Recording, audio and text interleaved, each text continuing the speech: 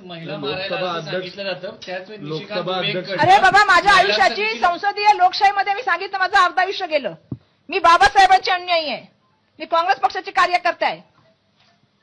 तथागत गौतम बुद्धांची अनुयायी आहे. शांतता आणि अहिंसेमध्ये सत्यामध्ये विश्वास ठेवणारी आम्ही मंडळी आहे. संसदीय लोकशाहीमध्ये काम करत असताना कसं काम केलं गेलं पाहिजे याची आम्हाला परंपरा माहिती आहे. पण बॅनर घेऊन उभं राहिल्यानंतर काय असं आम्ही केलं? काय बॅनरला घाबरले असं की कोणत्या रिपोर्टला घाबरली? निशिकांत दुबे त्यांना वाटलं की आता नवीन तो कुठला अमेरिकेचा रिपोर्ट आलाय एप्सन फाईल. एप्स्टेन फाईलला घाबरले का? ते पुस्तक राहुलजी देणार आहे त्याला घाबरले? राहुलजी पुस्तक देणार होते म्हणून आले नाही.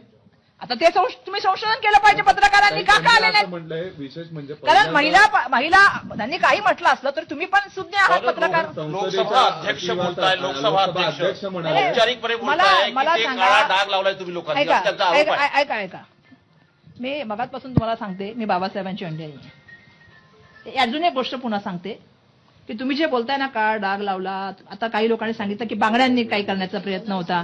मला सांगा एक गोष्ट की त्या ठिकाणी जाऊन आम्ही काय केलं? एक बॅनर घेऊन उभं होतो ना. त्यांच्या कार्यालयाबद्दल बोलतात ते, लोकसभा अध्यक्षाच्या कार्यालयाबद्दल. ते म्हणतात की नाही, लोकसभा अध्यक्षांनी पण पहिल्यांदा मला सांगा जर आम्हाला संसदीय लोकशाहीमध्ये जर न्याय मागायचा असेल तर कोणाकडे न्याय मागावा? कोणाकडे न्याय मागितला पाहिजे? कस्टोडियन कोण आहे त्या हाऊसचे?